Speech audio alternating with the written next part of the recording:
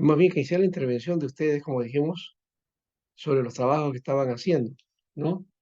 Entonces cada uno va a hacer su propuesta para ir cerrando todo esta etapa y quizá hablando al final acerca de la etapa, bueno, del final de esta etapa medieval, eh, que tiene que ver con los movimientos de lo que se llama la pre-reforma, ¿no? O los movimientos dados o motivados por los pre-reformadores. Ya alguno por ahí ha visto el caso de Bunyan, por ejemplo, ¿no? Eh, por ahí vi algo de eso. Y de paso quería corregir algunas cosas, porque pusieron a Bunyan como teólogo y Bunyan no fue teólogo, nunca fue a estudiar, no fue este, pastor ordenado, no, no, él era si no me equivoco, zapatero, algo así, obrero, ¿no? Que tenía la vocación de predicar el evangelio. Y justamente porque como no era del clero, en Inglaterra le prohibieron predicar el evangelio, porque en Inglaterra estaba, bueno, él es de 600, aún ya no es de esta época, ¿no? Pero eso es posterior, en todo caso, ¿no? Desde la época de lo que llamaríamos la época moderna y la época del protestantismo. Pero me estoy adelantando de alguna manera. Y eso es un tema para el próximo ciclo, en todo caso, o para cuando llegue el curso de historia de la Reforma, ¿no? Bueno, es 1600, 1640, por ahí más o menos, 1700, por ahí fue eh, John Bunyan. Bueno, John Bunyan, entonces le decía, no era un predicador, ¿no? Oficial, ¿no? Reconocido por la Iglesia de Inglaterra, no lo fue. Eh, Eso le impedía a él, por ley, estaba prohibido de predicar, ¿sabían ustedes? No podía predicar él, porque no estaba ordenado para eso, ¿no? En esa época, el rey, ¿no? La corona en Inglaterra, ya daba el pie y la orden para que los ministros, ¿no? Puedan hacer su trabajo y su tarea de predicación, ¿no? Y dentro de eh, la iglesia en Inglaterra, habían dos tipos de clero o dos tipos de ministros, ¿no? Los que pertenecían al clero bajo o al bajo clero, mejor dicho, ¿no? Porque clero bajo suena a otra cosa fea. Ya, bajo clero y al alto clero, ¿no? O sea, dos, dos niveles, bajo clero y alto clero. ¿Qué nos referimos con ese aspecto? Bueno, estamos hablando acerca de el detalle que se plantea, ¿no? En estos dos niveles. La mayoría de los que estaban en el bajo clero eran pues ministros, ¿no? Eh, que hacían su tarea, ¿no? Es lo que podíamos decir capillas, ¿no? En las parroquias eran los que estaban en el terreno, ¿no? ¿Ya? Básicamente era eso. Y los de alto clero eran los que tenían pues el peso de la autoridad, ¿no? ¿Ah? Es decir, estaban en un cargo importante, ¿no? Obispos, arzobispos, ¿no? Eh, Creo que también tienen cardenales en Inglaterra, ¿no? Y estamos hablando de la iglesia que era la iglesia anglicana, ¿no? ¿No? De aquella época. Tiene un poco parecido al estilo de la iglesia católica, ¿no? En cuanto a sus formas de ordenar los ministros, ¿no? Entonces, Buña no pertenecía a ese clero, igual que, y tampoco pertenecía al bajo clero, no. Él era del pueblo, ¿ya? Entonces, estaba prohibido que una persona, un lego, un laico, por decir así, predicar el evangelio ahí. Solamente lo debería de hacer el que tiene la capacidad del oficio, ¿no? Y dado por la autoridad, ¿no? Eh, Hay que tomar en cuenta, por ejemplo, el caso de los hermanos Wesley también en su momento, que también ellos no fueron del alto clero, ¿no? Eran pastores de parroquia, ¿no? Hombres de cancha, ¿no? Hombres de campo, ¿no? Ese es un elemento importante. Hoy día, dentro de nosotros, por lo menos aquí en Perú, no hay esa condición, aunque creo que en la iglesia anglicana sí lo tienen, todavía esos aspectos, pero las iglesias, la mayoría, todos los pastores tienen el mismo nivel. Y todos los pastores también tienen la posibilidad de tener un cargo, pero los que están en un cargo no, no tienen, no han pasado a un nivel o a una categoría de tal manera que puedan considerarse pues de una casta especial, ¿no? Eso no existe. Creo que por ahí hay alguna que otra denominación que hace ese sistema, ¿no? Pero que no es, digamos, no está normado, sino que en la práctica funciona de esa manera, ¿ya? Y muchas veces la obra a veces va a llevar a que se desarrolle ese tipo de ministerio. En la hipercristopeo pues no existe eso, ¿no? Todos los pastores son de la misma condición, ¿no? No hay entonces una, unos que son de una categoría y otros de otra, ¿no? No existe eso. Por lo menos en el formato también, ¿no? Porque para ser ministro o ser pastor, o sea, primero tiene que ser ordenado, ¿no? Ese es un requisito de la IP Cristope. Ese es diferente a los requisitos que hay en otras denominaciones, ¿no? ¿No?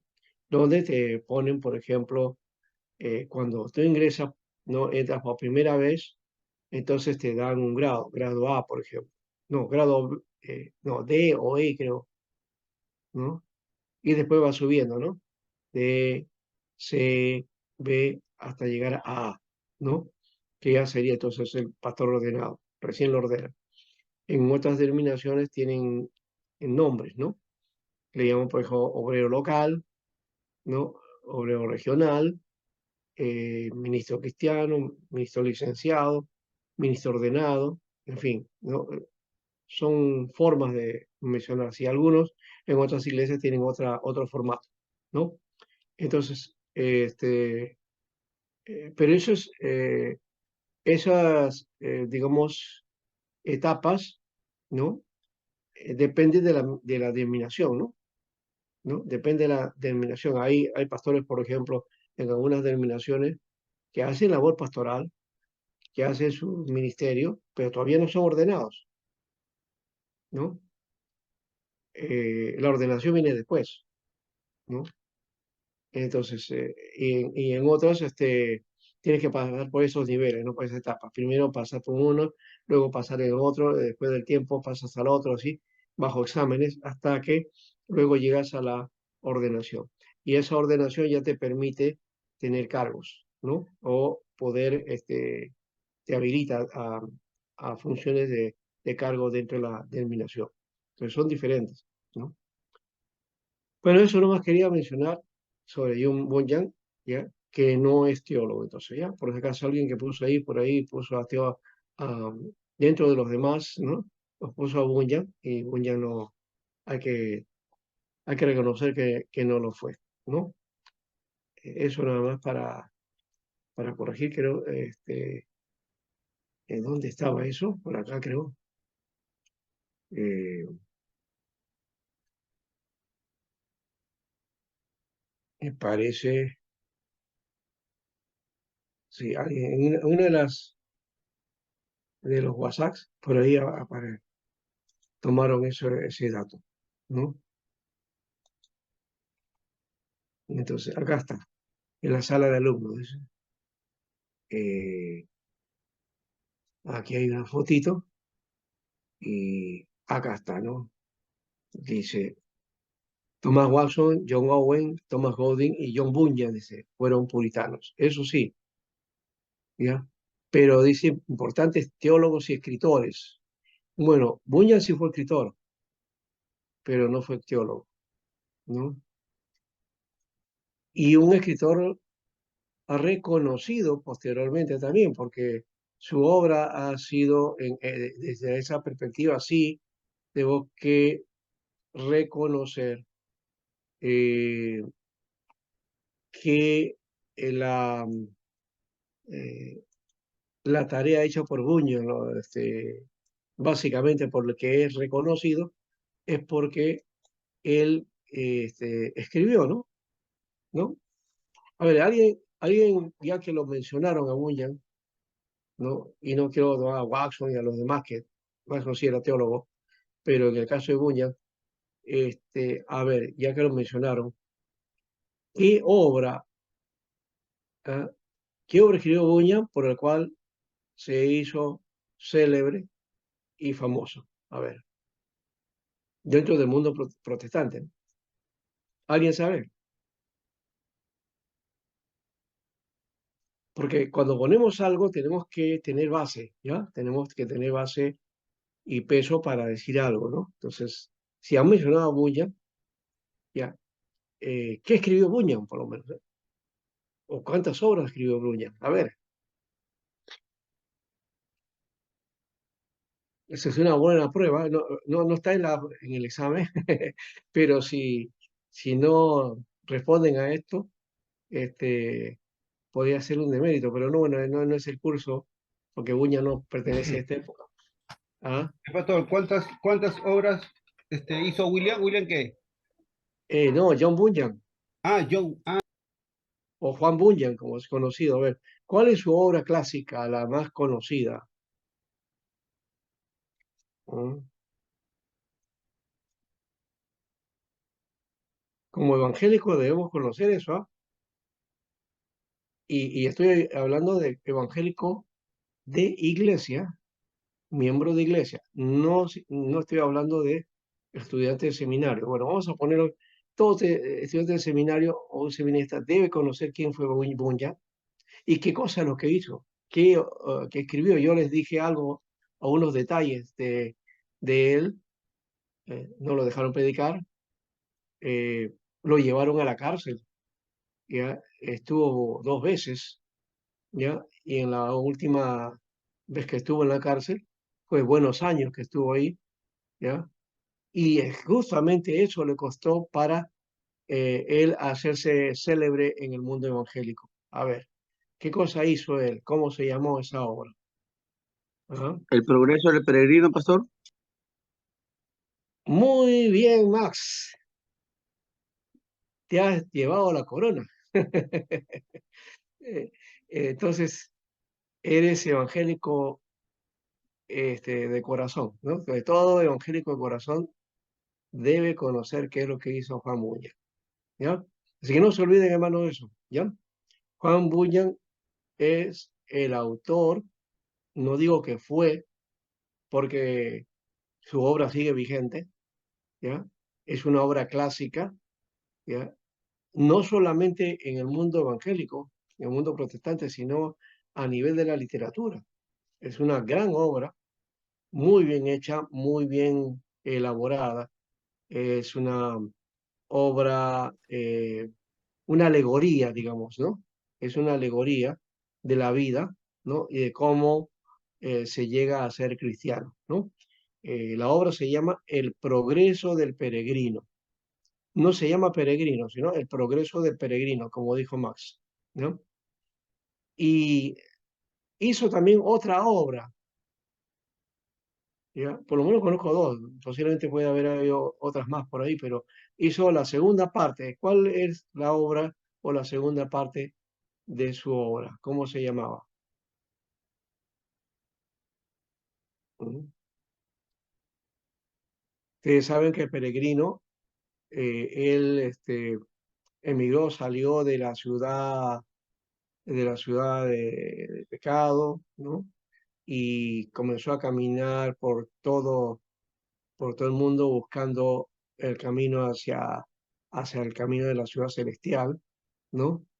Y, y también lo acompañó su esposa, ¿no? Y luego él llega, ¿no? Llega finalmente y entra a la presencia del Señor. Pero ¿cómo se llama entonces la segunda parte?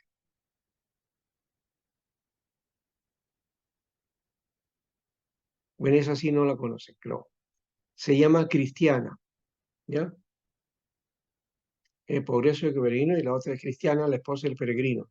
Cristiana, ¿ya? Eso lo pueden encontrar en internet, por si acaso. De paso, todo creyente debe conocer esa obra, ¿ya? Todo pastor, ministro que se tilde que por lo menos conoce, ¿no? O que tiene datos o que está actualizado, debe conocer las obras de Bunyan, ¿ya? Pastor, ¿no es un hombre llamado evangelista? Claro, también uno de los protagonistas es el evangelista, sí, pero no es el actor principal, ¿no? ¿No? Es uno de los personajes que aparece en la obra. ¿No? Está flexible, está, El miedo, la duda, después sí, sí, todos esos, sí, no, ¿ya? Eh, en fin, esa obra la puede conseguir. Lo hicieron en película, por si acaso, y hay dos versiones, una versión antigua. A mi gusto, ¿no? La versión antigua es mucho mejor, ¿no? Porque está ambientada a esa época, ¿no? Eh, siglo, siglo eh, XVI y XVII, más o menos, llevado al estilo poco parecido a lo de la Edad Media, ¿no? ¿Ya? Y hay otra que es más moderna, ¿no? Que no me gusta mucho, ¿no? Así que la otra, la antigua, es mucho mejor, ¿no?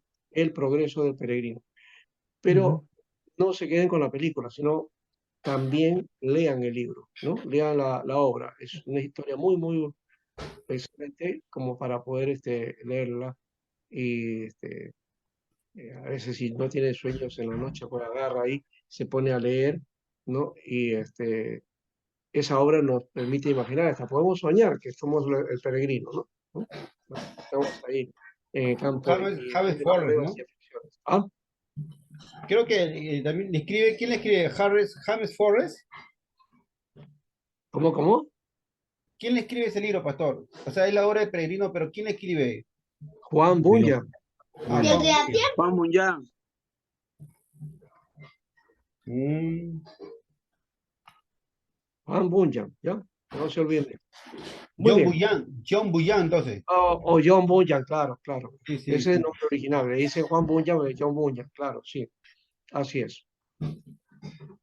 Muy bien. Entonces, la hermana Edith me ha mandado su trabajo, Enrique también me ha mandado su trabajo, y creo que por ahí otros más. Quiero ver cómo están entonces, porque hemos llegado hoy día al final y necesitamos entonces ver cuál es el trabajo que han propuesto dentro de los temas que hemos trabajado. A ver, ¿alguien quiere ser el primero o le damos preferencia a las damas? Luego que nos hace referencia a la hermana Aide, ¿no? Por ahí está nuestra hermana eh, Leila, que bueno, parece que tiene dificultades con la señal. Eso estoy viendo en algunos. Están conmigo, después entran y luego salen y otra vez vuelven. Creo que es por la señal, nada más que por eso, pero, ¿no? Espero que no se interrumpa y además tienen la posibilidad de ver la clase posteriormente, pues eso es una de las ventajas de tener el curso por extensión o por Zoom o como le llaman, el curso a distancia, ¿no? Eh, entonces eso nos permite a nosotros poder retroalimentarnos también. Entonces, si algo no hemos logrado captar en la clase, vamos y buscamos, repetimos y encontramos aquello que por ahí se ha quedado, ¿no? Porque puede haber habido una distracción. De paso, yo consejo, ¿no? este sistema también es bueno en tanto que podemos comunicar, estamos aquí y cada uno en cámara, algo ya no es novedoso esto para nosotros, las primeras veces sí lo era, pero por otro lado, hay una cierta ventaja, ¿no? En que póngate en la pantalla y puedo estar comunicado y también tratando de concentrarme, pero también la desventaja, por otro lado, es que como estamos en casa o en los lugares donde estemos, ¿no? O de repente estamos en clase y estamos haciendo alguna otra cosa o no nos damos el tiempo exclusivo para eso, entonces eso nos va a distraer, ¿no? La idea es tener la clase separada, como si estuviéramos en forma presencial, ¿no? En lo presencial usted tiene que venir, tiene que tomar su bus, estar en toda la tarea de llegar y luego estar en clase y tratar de estar atento en todo, pero no siempre el hecho de estar en clase significa que yo estoy en clase. ¿Por qué? Porque a veces el cansancio, las preocupaciones, ¿no? Y la desconcentración que uno tiene, en un pronto está hablando una cosa para el profesor y de ahí se cruza una idea y y ya perdimos la hilación de la clase y de pronto profesor, ¿puede repetir? No, no entendí, dice, ¿no? Pero uno no es que no entendió, sino que simplemente se desconectó, ¿no? Y eso es una dificultad. Y lo presencial no lo grabamos, pues lastimosamente no lo ponemos en video, ¿no? Y se termina ahí y solamente queda en la retina de nosotros. ¿Qué dijo profesor? Que esto, si no lo ha anotado, ya estoy, ¿no? En cambio aquí hay esa ventaja de poder entonces revisar, ¿no? Continuamente y poder entonces trabajar ese aspecto. Así que tomen esa ventaja. Estoy diciendo a estas alturas, ya están en el tercer año ya, ¿no? Aunque todavía falta, ¿no? Todavía falta la parte de los cursos de este año y también un perfil de cursos que son posteriores también, o que se quería dar en cada ciclo, pero que por este asunto de la pandemia no se logró, ¿no? Ahora que está más abierto a esa posibilidad. Muy bien. Entonces, ¿cuánto se decide? Pues, o le digo a Carlos, a la hermana A ID, ver, pastor. que escribieron su tema, y Pastor, los demás disculpe, van A ver, diciendo su tema eh, o si el avance, cómo lo tienen, pastor, lo pueden hacer. Sí, hermano disculpe, Pablo. Sí, yo sí lo hice mi trabajo, pero lo puedes poner y después lo puede enviar, claro, claro, ¿ya? claro que sí. Entonces, pero igual le va a dar preferencia a la hermana Aide. La hermana Aide sí. Ya le iba a dar Preferencia a las damas, el pastor. tema, ya, bueno, ¿por pues qué siempre, como pues? caballero. Pero la hermana también puede darle la pelota si quiere, La así que, posta también. claro. Bien, pastor, Ya, bien, a ver, hermana Vida. voy a exponer algo. Bueno, yo me centré en el tema de la historia de la iglesia, pero he querido empezar con la historia antes del tiempo de Constantinopla, de Constantino, ¿no? Entonces, he estado viendo eh, los orígenes y la forma de, ¿cómo se llama? Los métodos misioneros antes de ellos, la forma del arte y la forma de la persecución también que hizo antes de Constantino, ¿no? O sea, una persecución terrible que habían sufrido los cristianos con este emperador, Galerio, que se alió con otro emperador más y que luego también quería convencerle a Constantino que forme, pues, ¿no? Algo así como una alianza entre tres emperadores, ¿no? Tres César, algo así como un trío, pero Constantino como que se quedó un poco, ¿no? Se apartó de Galerio, pero este Galerio pues fue tan implacable, eh, creo que hasta le ganó a Nerón, ¿no?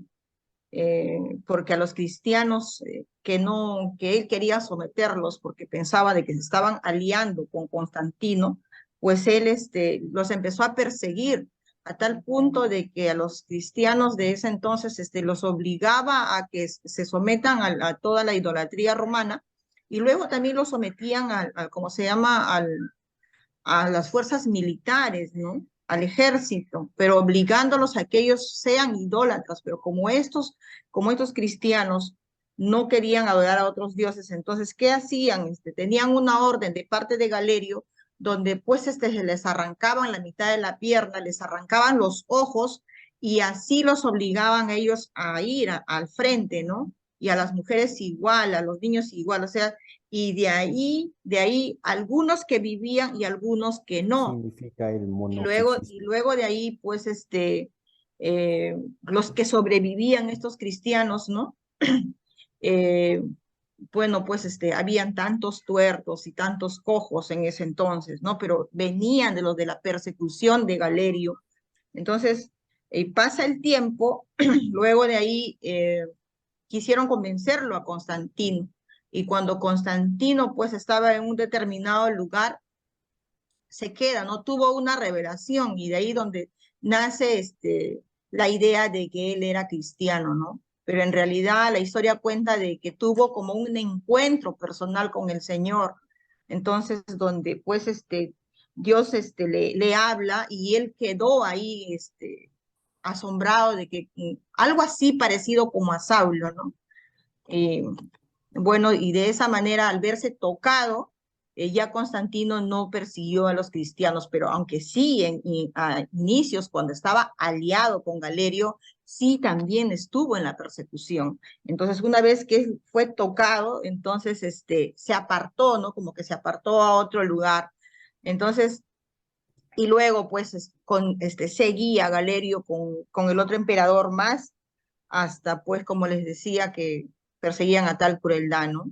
Entonces, pasó después antes que muera Galerio, ¿no? Él dicta un edicto pidiendo la reposición a los cristianos para que él nuevamente, pues, tengan paz, pero ya casi a los últimos para morir, ¿no? Y luego, pues, pero antes de ir a convencer a Constantino, eh, pero para eso ya había dado el edicto. Él va al cruzar un puente, se cae de ese lugar, de ese puente, y luego muere Galerio, ¿no? Y luego, posterior a eso, pues asume Constantino y ordena pues que los cristianos pues tengan pacificación, no tengan esa tranquilidad pero esto pasó solamente por un tiempo, ¿no?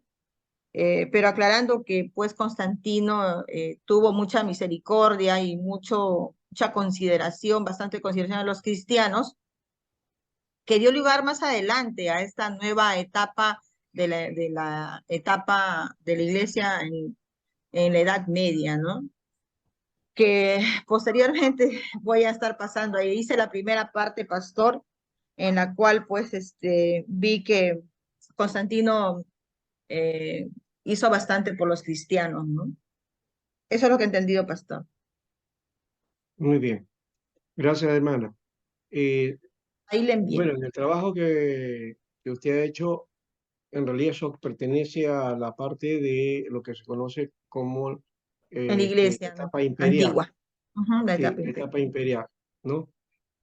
Nosotros estamos viendo la etapa de la Edad Media. La etapa Sí, voy a imperial es hacerlo también, anterior. pastor. Voy a hacerlo Sí, también, ya, entonces para los comprenderlo completo. acontecimientos, claro, le interesó esa parte y Sí, está bien, pero hay que tomar en cuenta que eso no corresponde a la etapa de la Edad Media, ¿no? Entonces, sí, más bien, pastor. Fue este, antes de la iglesia eso es medieval. antes, pues, porque Ujú, estamos marcando, y eso creo que debe recordarlo todos, ¿no? Que el sí, inicio porque eso de es como una la... base, pastor. Sí, Como sí, una es la base. base, claro. Ujú, Pero el inicio de la historia de la iglesia medieval, ¿ya? El inicio de esa etapa está en el 476, ¿no? ujú. Que es básicamente el tiempo en que se desarrolla la historia, ¿no?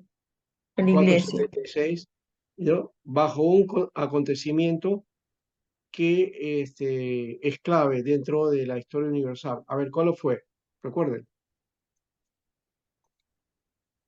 Ese sí nota, ese debería ser nota oficial porque eso es parte del curso.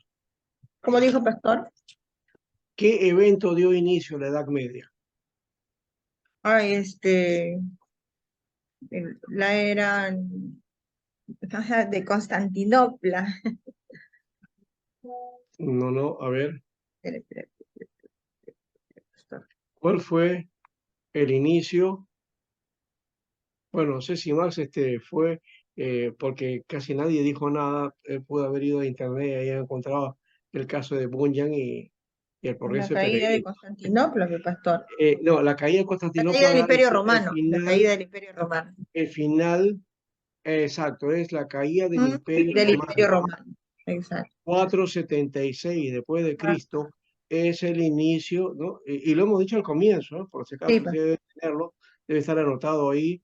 Y, eh, y su, y su Puse fi- también en las proyecciones, todo eso, ¿ya? y su ajá. fi- No y se olvide su- eso. y Ah, su final fue 1492. claro, el final 53. de 1492, o sea, en la época Colón, del descubrimiento de América, o el otro es cuando Colón llegó a también, América. sí, esa es una de las fechas, pero el otro es 1453, que es lo que mencionó la hermana Aide, o sea, la caída de Constantinopla. La caída de La Constantinopla. edad medieval, la época medieval, ¿ya? El inicio de esa época es con la caída del Imperio De Romano Roma. en Occidente, Ujú. 476, y termina con la caída del Imperio Romano del Oriente, es decir, Constantinopla, 1453, Sí, pastor. ¿ya?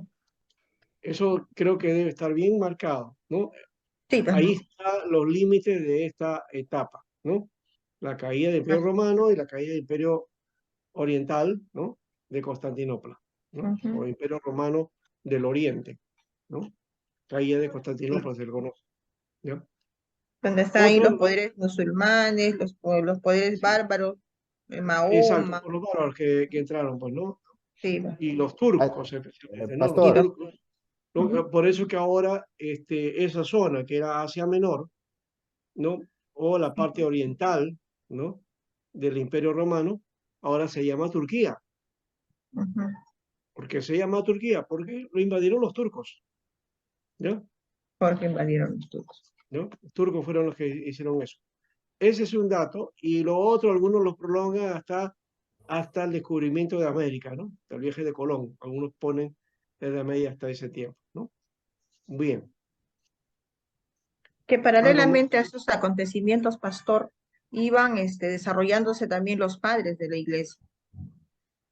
Claro, la época conciliar que empieza en la etapa anterior, en la etapa imperial, ¿no? Con Nicea, porque eso que estaba mencionando usted da inicio a todo un proceso, fue Constantino, ¿no? Que mandó a realizar el concilio, el primer concilio de la iglesia. ya, Oficialmente, el primer concilio de la iglesia era el concilio de Nicea, ni sea. 325 después de Cristo, ¿ya? Sí, Algunos de la asamblea de la iglesia de Jerusalén como el primer concilio y ponen inclusive en la Biblia, muchos editores refiriéndose a y los libros de los ponen hechos. concilio de Jerusalén, ¿no? Ajá. Pero Sí, pues, básicamente el concilio, en la asamblea reunida en Jerusalén no fue un concilio, fue una no fue, asamblea. Pero la fue Biblia lo una dice asamblea, concilio, pastor. porque era la iglesia primitiva, recién estaba iniciándose la obra y estaban en Jerusalén, ¿no? Para realizarse un concilio es la reunión de varias iglesias, de Ujú. varios grupos que están en diferentes lugares. Recién estaban en Jerusalén todavía no. Claro, de repente tendrían en Samaria, Judea, en otros lugares, podían en Galilea, pueden haber tenido ahí otros y reunirse, pero básicamente en la historia no se reconoce ese concilio como el primer concilio. El primer concilio fue Nicea, ¿ya? En el 321 en todo Oficialmente, caso. sí. o también llamado concilio ecuménico, ¿no? Es el primero Ujú. que se hace y que da inicio a todo el proceso conciliar que termina en esta etapa, ¿no? En esta etapa de la Edad Media. Bueno, Con la caída para de la Iglesia Imperio de Romano. Roma continúa hasta la Edad Moderna, ¿no? Con el Concilio de Trento, ¿no?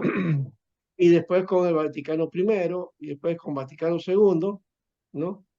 Ellos cuentan esos concilios como parte también de la Iglesia, ¿no? Ya nosotros no estamos en esos concilios, en ese caso, ¿no? Aunque entiendo que sí ha habido representantes de las iglesias protestantes por lo menos en los últimos concilios, ¿no?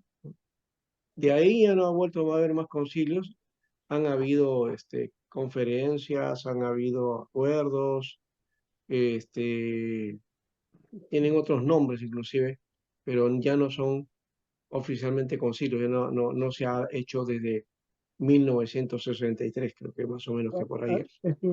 Estuvieron presentes, pero no tenían voz ni voto.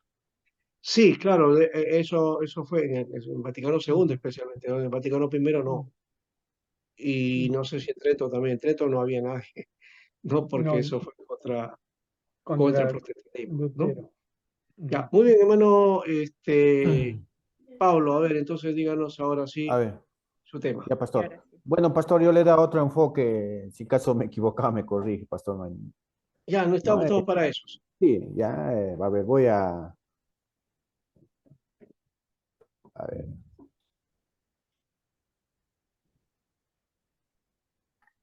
No sé si Bueno, está sí, no sé si me habilitado escucha, para que pastor. vean. No sé si No, te... No he la visto, verdad, ya, no importa. ya, Ya. pero igual les voy a enviar, ¿no, pastor? Hice un resumen, pastor, de la historia de la iglesia medieval, pero profundicé un poco más, ¿no? Voy a hacer un pequeño resumen desde la parte más antes, ¿no?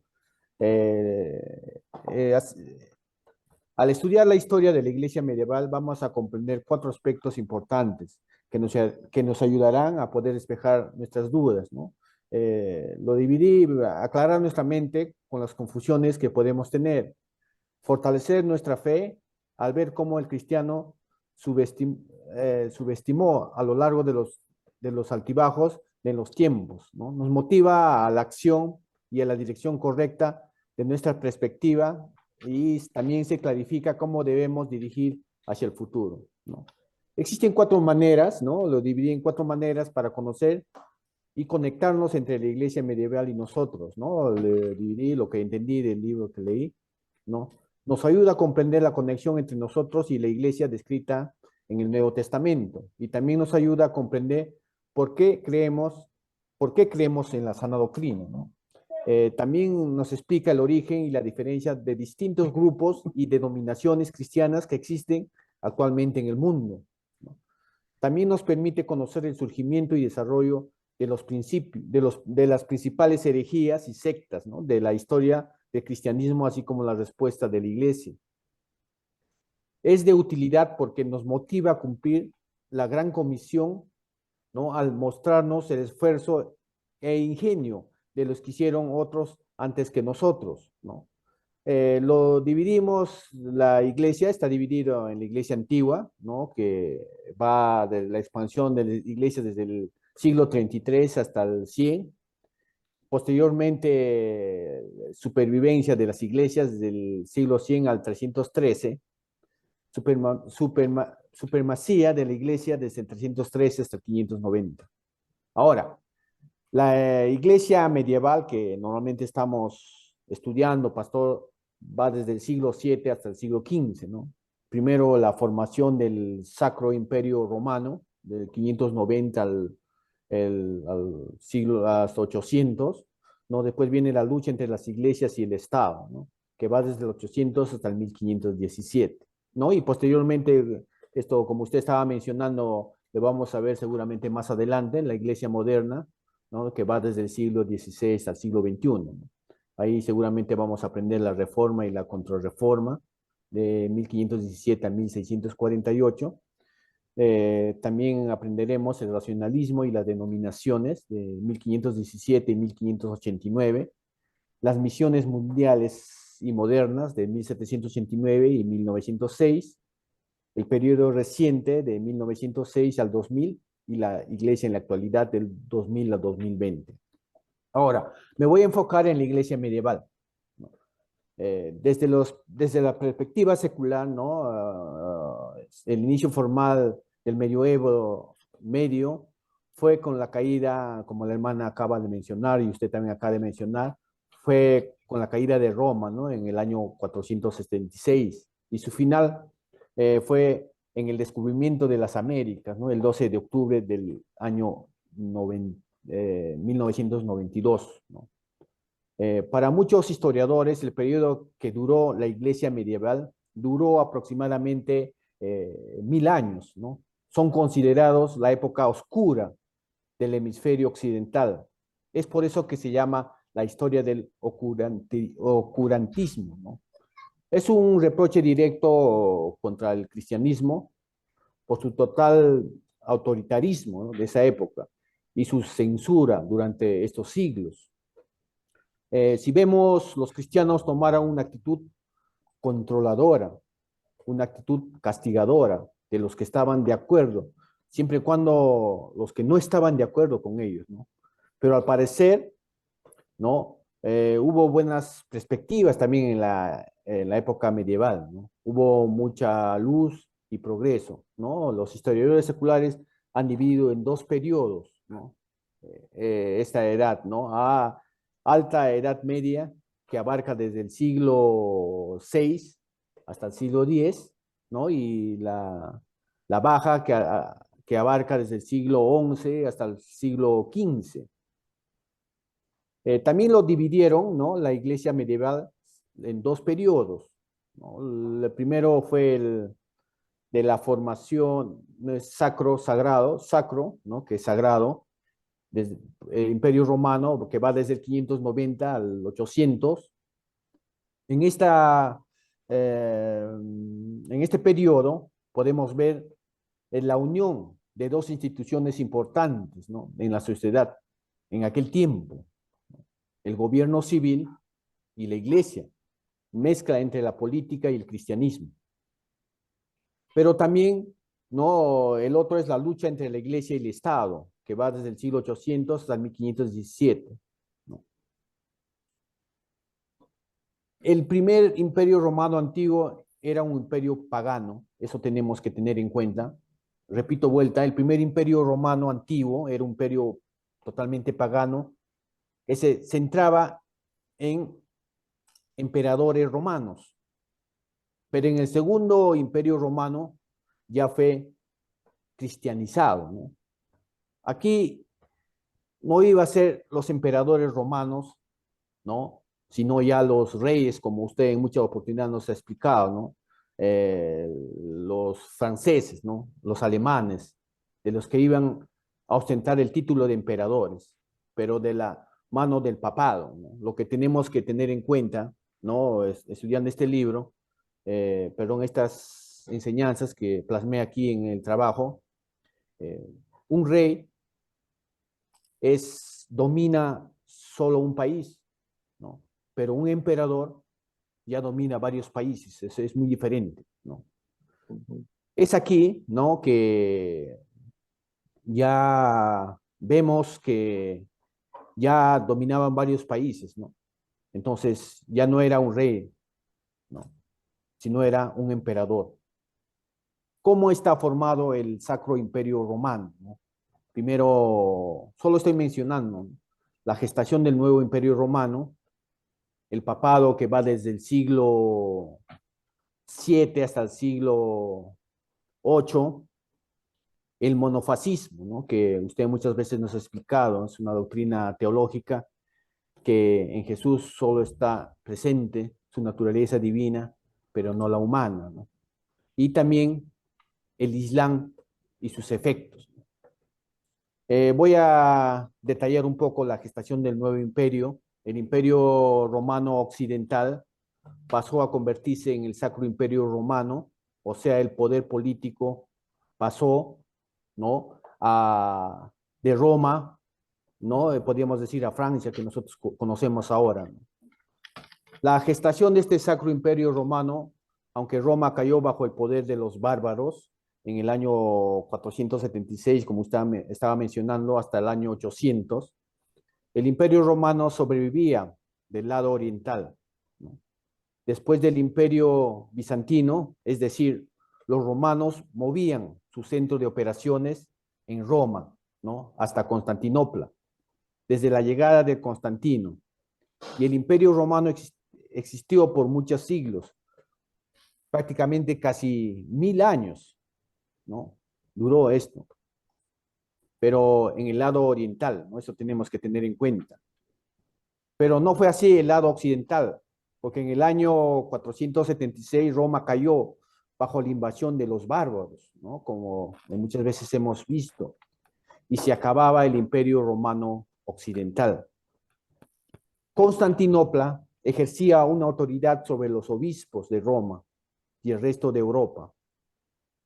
La Iglesia de Roma había quedado a merced de los bárbaros en esa época, en esos tiempos, ¿no?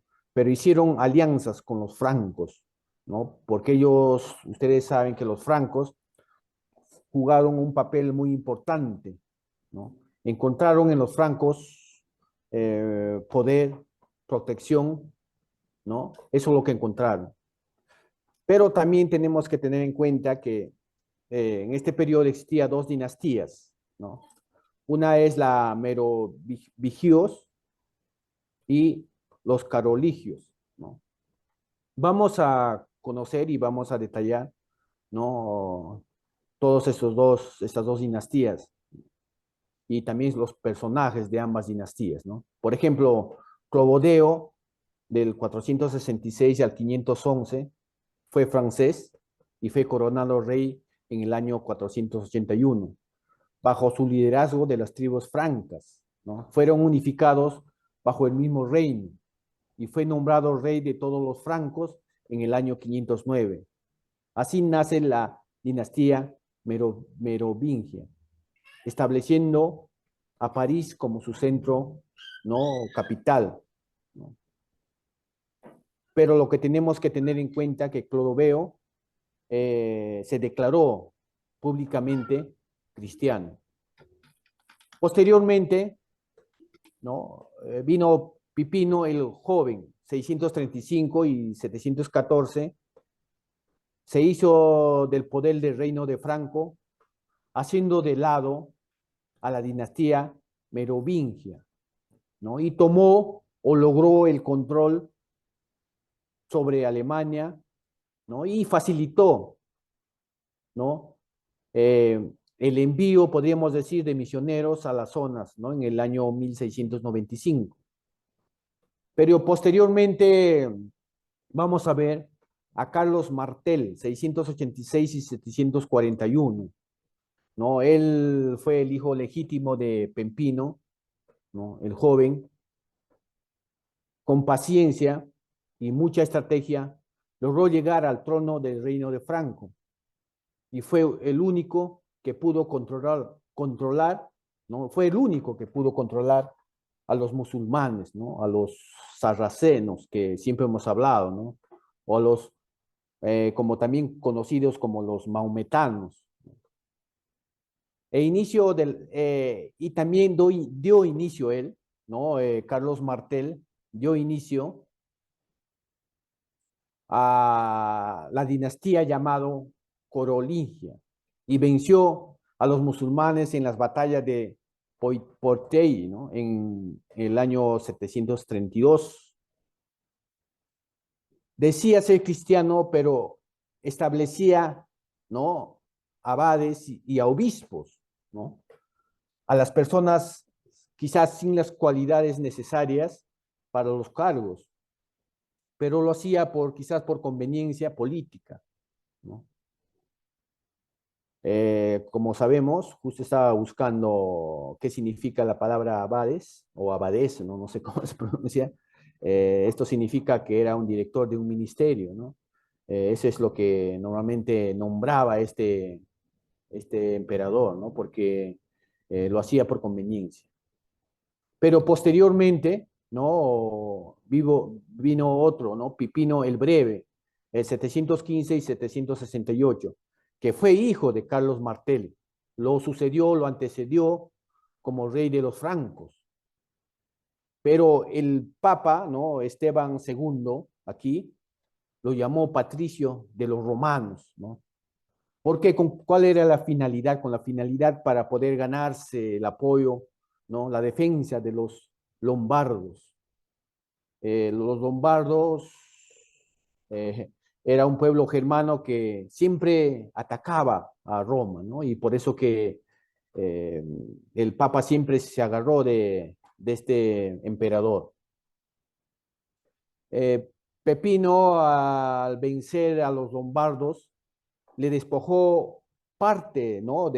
Podemos decir, de Italia y le cedió al Papa, hermanos, en los años 754, dando así el derecho a la Iglesia sobre los pontificios, ¿no? Cuyo control perduró hasta el año 1870, hasta cuando Garibaldi, ¿no? Garibaldi se les arrebató, ¿no? Dejando solo al Estado actualmente que conocemos como el Vaticano, ¿no?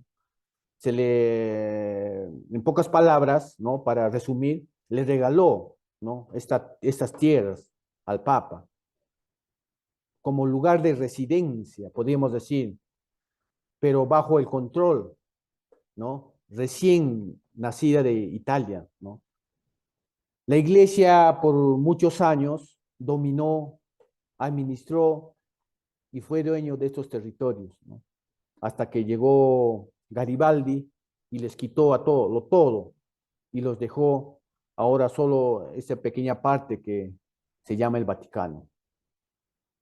Posteriormente, ¿no? Para ya culminar este resumen, vemos a Carlos Magno, ¿no? 742 y 840. Llegó al trono francés en el año 768, duplicó la extensión del dominio francés, trató de abarcar más terreno, más territorio, hasta abarcar inclusive toda Europa occidental. Él formó las escuelas del palacio, ¿no? Palacio parroquiales, formó bibliotecas también. Fue coronado el 25 de diciembre del año 800 como emperador sacro del Imperio Romano por el Papa León III, bajo el reino, ¿no? La Iglesia y el Estado se veían como dos ramas del reino de Dios. Por ser nombrados como emperador tuvo que arrodillar. Pero aquí tenemos que ver algo importante, hermanos, ¿no? Para que él fuera nombrado como emperador, ¿no? Tuvo que arrodillarse sobre el Papa León III, ¿no? Bueno, ustedes ya sacarán sus conclusiones, ¿no? En sí era el emperador, pero que él dominaba, en sí era el Papa, ¿no? La alianza final de Roma y Carlos Magno fue a la vez el desafío directo, ¿no? De los intereses de los emperadores romanos del Oriente. ¿Para qué? ¿Con qué finalidad? Para poder asegurar el poder, ¿no? Normalmente aquí en este caso los papas, el poder y las propiedades a la iglesia occidental a nivel político. Eso lo hicieron a nivel político, ¿no? Pero a nivel religioso también podemos ver que la iglesia fue liderada, ¿no? Por 20 papas a lo largo de todos estos siglos, ¿no? Que podríamos decir así. Eso es el pequeño resumen, pastor, que realicé.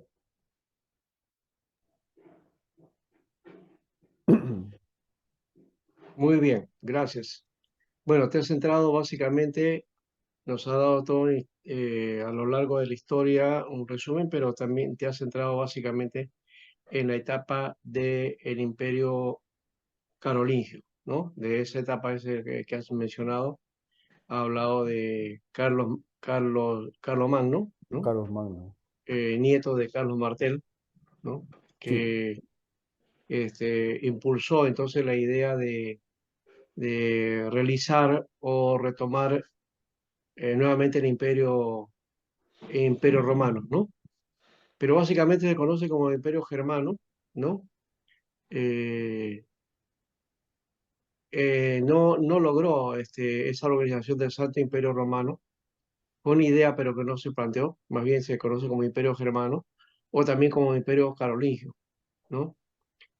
Y este es uno de los emperadores que tienen, digamos, la venia del Papa para gobernar, ¿no? Aquí ya vemos el poder en el cual había llegado a tener el Papa, ¿ya? De poner reyes, ¿no? Y quitar reyes. Esto era importante para aquellas épocas, o sea, que el Papa les diera la venia, ¿no? La bendición y la unción para ejercer el reinado, hacía ver que el Papa era el que dominaba en todo el mundo, ¿no? ¿No? Pastor, Gobernaba en nombre también, de Dios. Pastor, también Carlos Martel fue el que, al menos, ¿no? El que controló al pueblo bizantino, ¿no? Le expulsó, ¿no? También. Ajá, claro. Sí, Carlos Martel es uno de los guerreros, ¿no? Y claro, también entendemos que en esta lucha todo emperador llegó a ser parte de su dominio fue mediante las guerras, pues, ¿no? ¿No? Iban a diferentes territorios y se expandían, ¿no? De esa manera trataban de tener el dominio. Ahora, has hablado más o menos entre el siglo V, no sé, el siglo VI hasta el siglo VIII, hasta el IX, más o menos, por ahí, Sí. es todo este proceso. No llegó el Imperio Carolingio a tener mucha influencia, aunque el Imperio Germano duró un poquito más, pero no logró ese objetivo de ser el Imperio Romano revivido, ¿no? Eh, Mientras estaba pasando eso, más o menos pareció a eso, pero en la mitad de esa etapa se estaba dando un mover que no lo hemos dicho, no lo hemos comentado, y que tampoco está en el tema, porque eh, no es que no lo haya planeado, pero hay que también trabajarlo de alguna manera. Las tareas misioneras, las tareas misioneras de la iglesia. Uno piensa cuando habla de las misiones, habla del siglo XVII, XVIII, ¿no? Las grandes misiones. Para nosotros eso es las misiones, pero en la Edad Media se hizo mucho misiones, ¿no? Mm, Y las misiones generalmente fueron al oriente, ¿no? Hay un aspecto, por ejemplo, que esas, eh, digamos, esfuerzos misioneros, fíjense que después viene la cuestión de las cruzadas, pero esos esfuerzos misioneros nos llevan también a la etapa de la cristianización, ¿no? En la época medieval, ¿no? Muy poco hablamos de eso, ¿no? Es un concepto quizás más católico, ¿no? Cristianización, ¿no? No, nosotros hablamos de evangelización, ¿no? Entonces, hay que reconocer que ahí hubo una cristiandad latina que fue influenciada por los bárbaros y también estos bárbaros se convirtieron en cristianos finalmente, ¿no? Esa cristiandad latina estamos hablando de la parte occidental, ¿no? Y de Roma propiamente, ¿no? La otra parte es de los cristianos estaba en el oriente, ¿ya? Y hubo varios esfuerzos ahí, ¿no? Varios esfuerzos importantes que creo que había que tomarlos en cuenta, ¿no? Eh, no Pastor, debemos- también menciona que durante este periodo hubo 20 papas. Sí, sí, sí, claro, esa es otra etapa también importante, 20 papas en esta etapa, ¿no? De la Edad Media, ya. Una de la forma de expansión del cristianismo de los bárbaros ya, tuvo que ver con la expansión de lo que se llama el monacato, que ya hemos hablado en un momento, ¿no? Hace algunas clases atrás hablamos acerca de eso y quiero solamente Sí, afirmar ese aspecto del trabajo que hizo San Benito de Nurcia, ¿no? y cómo él llevó, digamos, pudo expandir, ¿no?, la tarea, ¿no? Ah, los francos, por ejemplo, se convirtieron ¿no?, al cristianismo, ¿no?, en la época de Clodoveo, estamos hablando de 499, ¿no? Esa expansión del cristianismo entre los germanos también, al otro lado del Rin, eran los suevos, ¿no?, que se habían hecho cristianos arrianos, ¿no? ¿Ya? Otros, con Teodomiro también, ¿no? Por las predicaciones de San Martín de Dumio, San Martín de Dumio, ¿no? Ellos también entonces eh, se adelantaron a los visigodos que habían sido cristianizados previamente en el Oriente, ¿no? En esa faceta arriana, ¿no? El arrianismo, de paso, no terminó en el 325, por acaso, continuó, ¿no? Continuó la tarea, ¿no? Y los arrianos fueron, ellos se consideraron cristianos, ¿no? La iglesia oficial no los consideró y no considera ninguna concepción que tenga esa idea arriana como cristiana, ¿no? Bueno, esa es la parte de la cristiandad latina, solamente para dar algunos rasgos. Y uno de los casos que quiero mencionar para ir cerrando esa parte, porque luego vamos a entrar a esa parte de la cristianización del Oriente, ¿no?, de la parte oriental. Hay una etapa, hubo una tarea, ya hemos dicho, de misión, ¿no? Que se dio tanto en el lado latino, ¿no?, y que luego llevó hacia el oriente. Pero una de las etapas saltantes que no hemos hablado, porque quizás esta parte más tiene influencia con las tareas que hizo Roma, ¿no? Y casi nosotros no le damos mucha importancia a eso, ¿no? Eh, por ejemplo, el caso del conocido San Patricio, ¿no? ¿No? Que fue el que cristianizó Irlanda, ¿no? Y ya hemos dicho, la palabra cristianizar tiene mucho que ver con los esfuerzos de la Iglesia de Roma de llevar el cristianismo a diferentes pueblos, ¿no? Y haciendo misión. ¿Ya? Y esa tarea de San Patricio, ¿no? Que fue más o menos a principios del siglo V y se extendió a Escocia también, ¿no? De Irlanda a Escocia, ¿ya? Eh, donde un siglo más tarde, entonces, la zona norte de Inglaterra abandonada por los cristianos bretones, ¿no? Fueron los que, eh, y también los paganos germanos del continente, los anglosajones, a finales del siglo VI, ¿no? También fueron entonces cristianizados, ¿no? ¿No? Y ahí está la importancia de Gregorio Magno, el Papa de Roma, ¿no?, que envió misioneros a Inglaterra desde el sur, ¿no?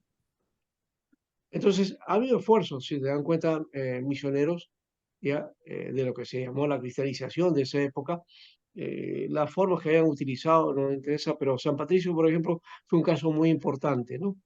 ¿Ya? Que inclusive hay leyendas con respecto a él, ¿no? Un poco que San Patricio tiene casi la figura de Elías, ¿no? El profeta Elías, algo parecido a eso, ¿no? Cayendo fuego del cielo y todas esas cosas, ¿no? Entonces se cuenta todo de esas conversiones radicales de los pueblos con señales de los cielos, ¿no? Que se producían. eh, Pastor, desde esa eh, época ya se enviaba misioneros, pastor. O sea, sí, se enviaba para cristianizar a diferentes lugares, enviaban. así es. Esa es la idea. Y San Patricio, ahora, no estoy ahorita, no tengo la fecha exacta, pero hay un día que se celebra en Irlanda, ¿no? El Día de San Patricio, ¿no? Y está en el mundo inglés, básicamente. En todo el mundo inglés está esta figura de San Patricio, ¿no? Eh, Hay que buscar aquí más o Hola. menos Elías San Patricio. ¿Ya? Ujú. Eh, ¿Escuchan, hermanos? Día de San Patricio.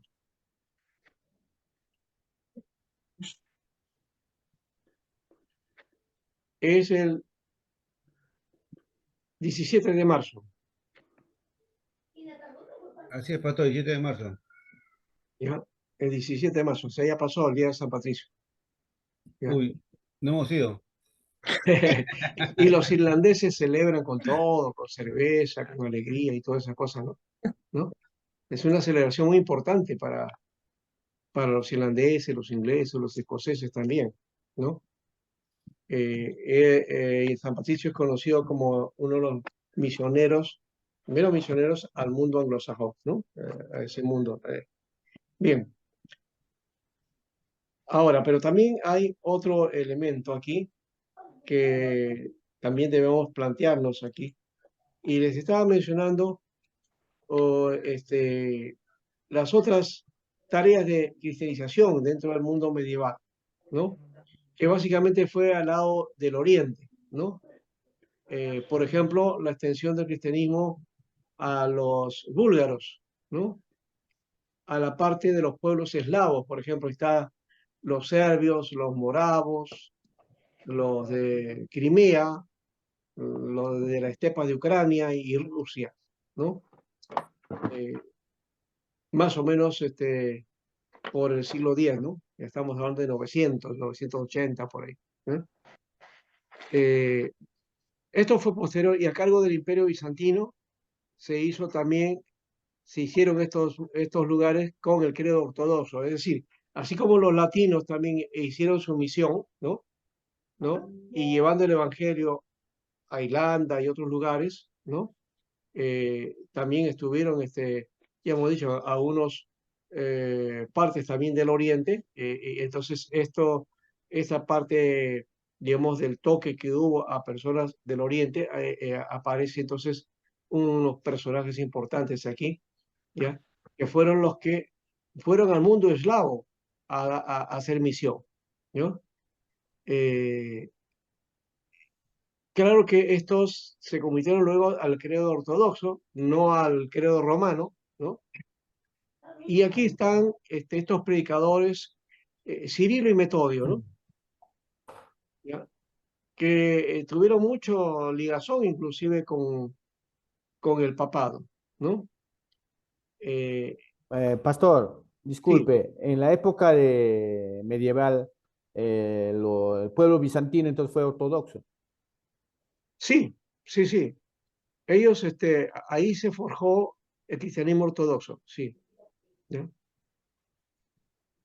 Bien, ahora, entonces con la predicación de Cirilo y Metodio, del siglo IX, ¿no? Se hizo la tarea, ¿no? Y otros pueblos orientales como los restos eslavos, polacos, eslovenios y croatas, también húngaros, ¿no? Lo hizo San Esteban de Hungría hacia el año 1000, ¿no?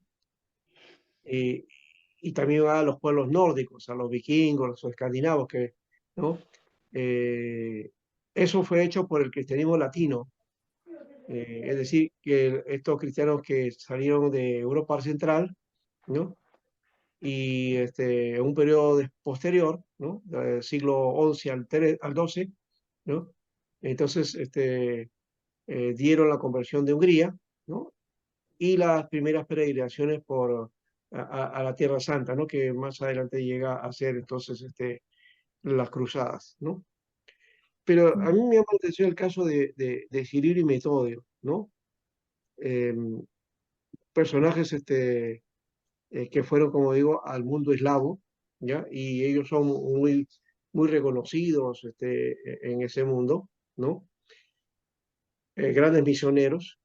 Estos fueron dos hermanos, ¿no?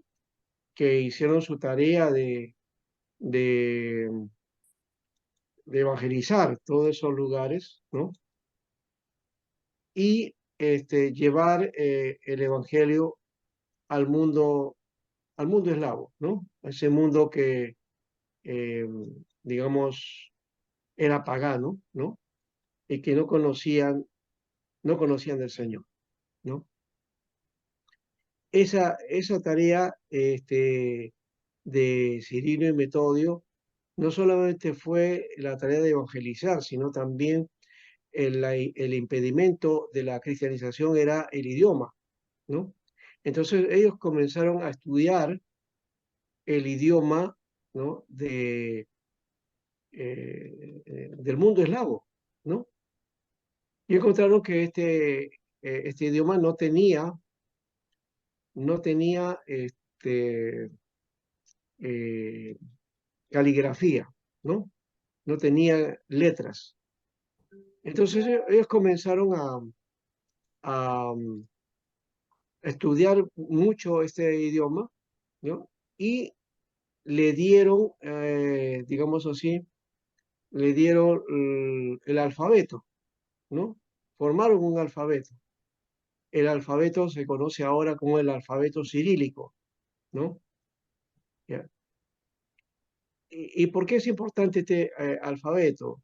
Eh, Uno, porque no solamente ayuda a todo el mundo eslavo, a Rusia también, porque ese tipo de grafía, ese tipo de alfabeto, se va a utilizar también en Rusia, ¿ya? Y se inspira en el griego, por si acaso. De esa manera se inspira estas letras que inventaron, en este caso, Cirilo y Metodio, ¿no? ¿Ya? Entonces han llegado a ser no solamente reconocidos como ministros, misioneros, ¿no? Sino también como este, personajes muy importantes dentro de la cultura eslava porque le dieron el aporte a la cultura, ¿no? De el alfabeto eslavo, ¿no? El alfabeto eslavo, ¿no? Y, y eso creo que es importante reconocer. O sea que cuando también existe el día de Cirilo y Metodio, ¿no? Por si acaso. Eso sí, no sé qué día es. Ya eh, no lo, no lo, no lo tengo ahorita en la base ni en el recuerdo, ¿no? Hace un tiempo atrás tenía ese dato, pero y ya me olvidé. De todos modos, el caso está en que eh, estos personajes que predicaron el Evangelio, que tuvieron dificultades, pero hicieron su tarea, digamos, con muy, eh, con una dificultad, ¿no? Pero finalmente realizaron toda esta tarea. Ellos no quisieron de ninguna manera tener puestos, aunque se les ofreció, básicamente, dentro de Roma, pero su tarea siempre fue de hacer misión, y continuar la tarea de evangelizar, ¿no? Ese fue su esfuerzo. Y creo que por lo menos eso lo podemos recatar esa fuerza que tuvieron para hacerle de la evangelización su forma de tarea, de forma de vida también, ¿no? No se olviden entonces de estos personajes y hemos hablado hoy día de misiones, algo que no habíamos trabajado, ¿no? Uno pensando en el imperio, en la Edad Media, dice, ¿cómo va a haber misiones? ¿No? ¿Qué vas? ¿No? Porque tenemos siempre la idea de misión desde la perspectiva nuestra, ¿no? Donde vamos y evangelizamos. Claro, esa es la parte que nos corresponde a nosotros. Pero sí hubo esa condición, ¿no? También en el mundo latino y en el mundo oriental, ¿no? Metodio y Cirilo fueron al mundo oriental y ellos fueron los que hoy día son reconocidos también entonces en la iglesia ortodoxa, ¿no? Mm, Bien, ahora entonces, Carlos, a ver, ¿qué cosa nos puede decir también acerca de su tarea? Mm. De ellos Pastor, sigo, buenas pastor. noches, compañeros, buenas noches. Bueno, a mí en esta oportunidad me tocó los pre-reformadores. Y bueno, voy a Ya, Tú vas a hablar de los pre-reformadores. sí. Ya, ya. Entonces, ¿qué tal? Estoy buscando aquí ese trabajito que tengo sobre antes de eso. No sé si alguien tiene algún otro tema para que mejor Poco, pero poco. a Carlos lo dejemos de Sí. final, porque esa parte de los pre-reformadores es la parte del cierre de este curso. ¿Ya? Pastor, yo hice un resumen sobre el tema del papal. Occidente. A ver, ya, del papado, ya, podría Ahí hacer eso. le mandé Entonces, por Carlos, WhatsApp. te esperas un poco. Ya, listo, ya está, listo. Yo cierro con broche de oro. Sí, pues, cerrarías esa parte, sí. Ahí Bien. quiero ver si está bien o no, pero bueno, pastor, corrígeme ahí. Ya, a ver qué dice del papá, o de los papados. Bueno, ¿Algo más puedes agregar de eso que hemos estado? estaba leyendo un poquito sobre el tema de también de un punto, pastor, de la Edad Media, tanto el neutoranismo, pero no, tanto el Estorio patriarca, digamos, de Constantinopla. Ahí veo Nestor, ya. muchos puntos de herejías, escritos, digamos, compartiendo la polidanista y sacada de mucho de lo que pasa en digamos, en este tiempo, ¿no? Y aparte de todo, que habla bien claro, que el Papa pidió entonces información también de Cirilo en agosto del año 430. Pero acá, déjame abrir, pastor, mi otro Word que le presenté. Disculpe un ratito, espérate, no puedo abrir porque está ahí. Le he apagado la pantalla porque si lo prendo, pastor, me va a lentear un poco, por favor. Ya, perfecto. Sí, Sigue nomás. eh, ya, ahora sí. Ya. Acá estaba viendo, pastor, en tema, todo lo que sucede en la autoridad que estaba en Roma, ¿no? La ciudad imperial, aunque su poder político ya no existía, ¿no? Pero poca, dice, atención se le daba a la iglesia griega. Pero acá vamos estar viendo en el hecho más notable, en los 10 siglos de la Edad Media, en el desarrollo del poder papal. Hemos visto cómo el Papa de Roma afirmaba ser obispo universal, y cómo es la cabeza y cabeza de la iglesia, y ahora afirmar el gobernador sobre naciones y sobre reyes y emperadores. El periodo del crecimiento del poder papal empezó con el pontificado del Gregorio I, de Gregorio I, el Grande, y llegó a su apogeo bajo el Gregorio, espera un momento, no sé las cifras romanas, pero acá dice Gregorio séptimo, Ujú. ¿ya? Mejor conocido como el Hildebrando, dice acá, Brando. que debe anotarse desde el tiempo primitivos, y cada papa dice que fue asumiendo su oficio y cambiando nombres, como Gregorio, ¿no? Y el papa cuyo nombre de familia se destacaba en historia después de su sucesión papal. Ahora, acá vemos, pastor, que dice que envió misioneros a Inglaterra para cristianizar al pueblo, dice acá, ¿ya? Entonces, acá también veo que dice, nos explica que permanecían, dice, tanto paganas y trayendo la fe tordosa a los arrianos, biogados en España. Y Gregorio resistió con éxito las pretensiones del patriarca de Constantinopla al título obispal universal. Yendo más en todo, pastor, el desarrollo del poder papal, todo esto, sobre todo, entra en el año 850 hasta el año 10.050 después de Cristo. Y esto desacreditaban su pueblo, dice, a un tiempo de más elevado grados y suprema, ¿no? O sea, y el periodo de la culminación fue entre el año 1073. Vino todo este tema, pastor, el punto espérate, acá está. Pasa que se me ha ido, pastor, se me lajea un poco mi historia. Un momento, espérate un momento, por favor, un momentico. Acá está. Ya. Entonces, pastor, yo le mandé último, pero no, acá lo tengo. Entonces, acá veo, pastor, el tema de mientras que Europa salía del sepulcro de la Edad Media y la lealtad nacional, dice que se levantaba para competir con la eclesiástica y decadencia del poder papal que empezó con Bonifacio en el año 1303. Y Bonifacio, dice, prohibió a Eduardo I de Inglaterra que decretase impuestos a la propiedad de la iglesia en las entradas o tesoros sacerdotales.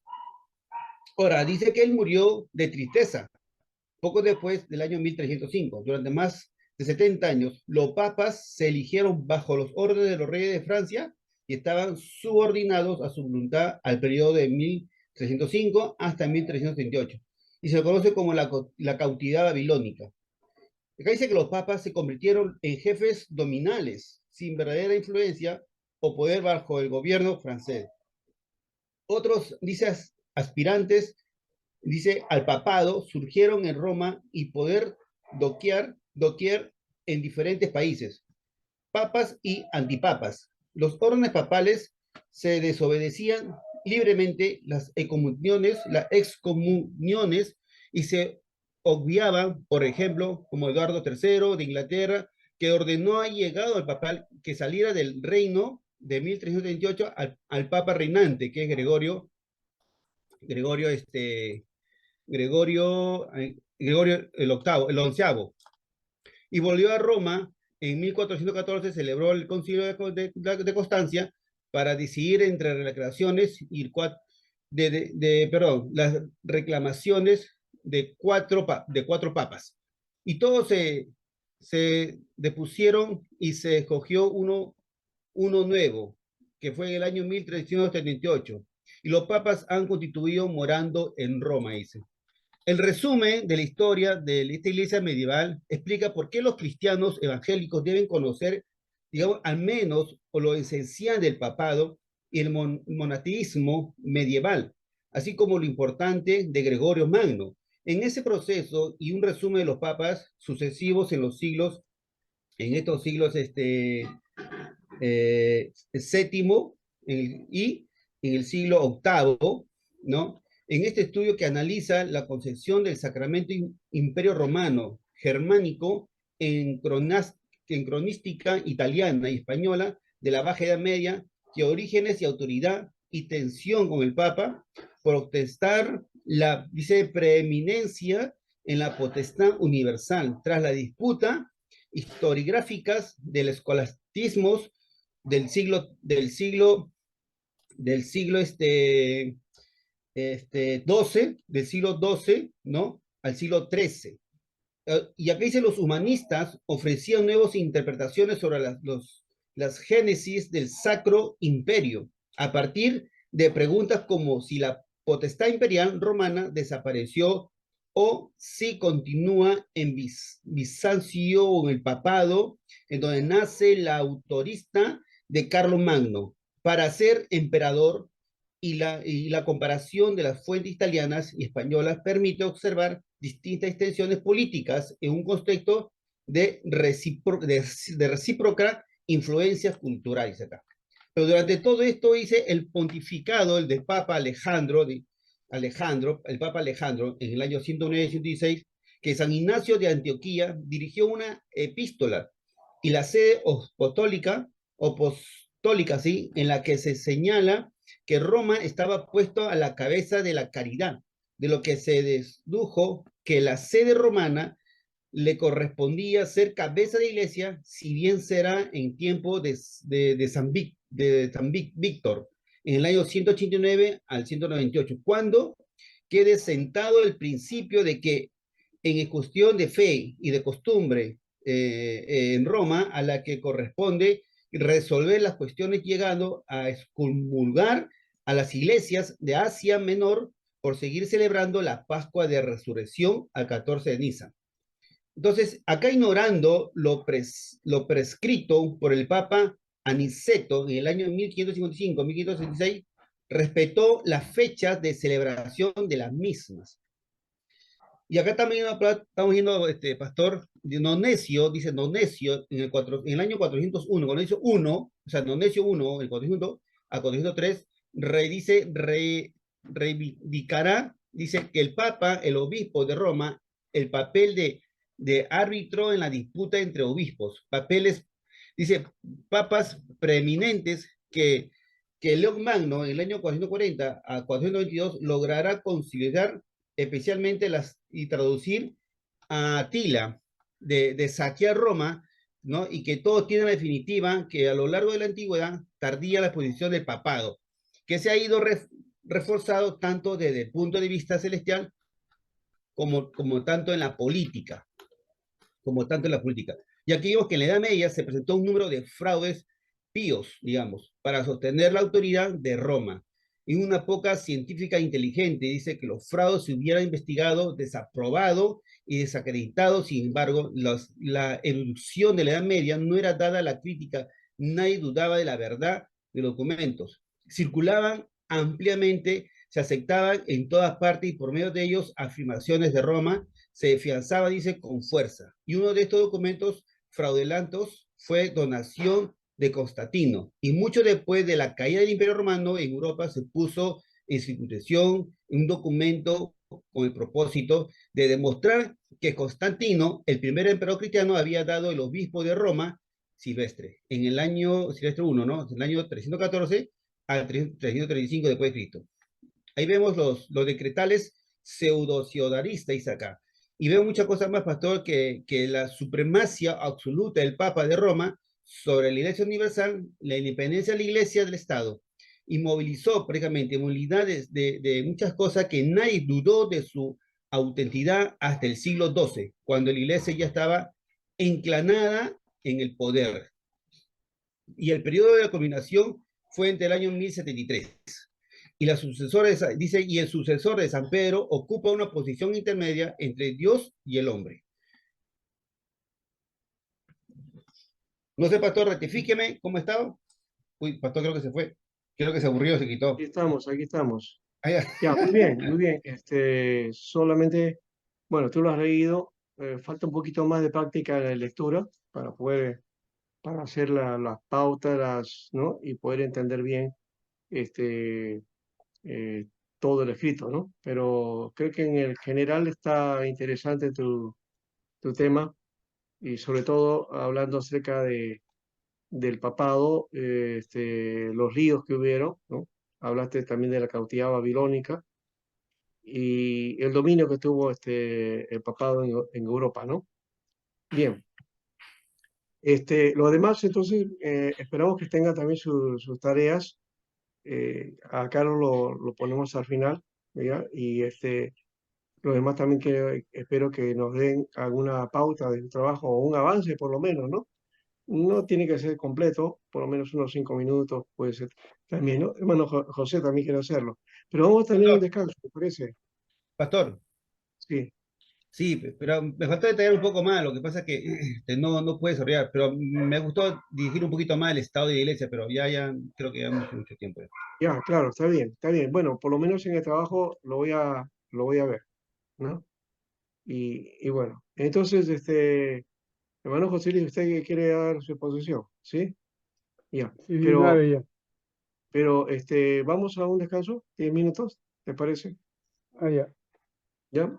Y luego regresamos para la segunda parte, ¿ya? Ujú. Gracias.